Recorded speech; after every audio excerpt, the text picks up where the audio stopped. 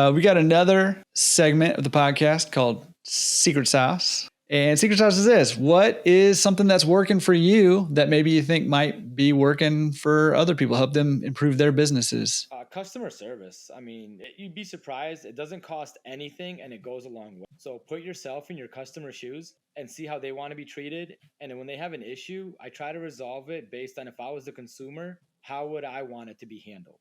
If I have to give somebody $5 or $10 back, like it's not going to hurt me that much, but it might hurt them if they don't get it back. So especially dealing with, a lot of lower income people in laundromats, I try to, understand their story and just treat them all fair and kind and be nice and say hi to people, walk around, like introduce yourself. A guy left us a Google review. I went to this laundromat. The owner introduced himself. I've never been to a laundromat where the owner's willingly done that. Like you put that on Google with 5 stars. You can't pay for that type of advertising. Yep. So it's Yep. that simple. Just, go above and beyond on customer service and it will come back. Yeah. I think that's great advice. That's great advice. And goes back to that sort of unreasonable hospitality. Again, if you haven't read that, anybody listening out there, go check that book out. That's a good one.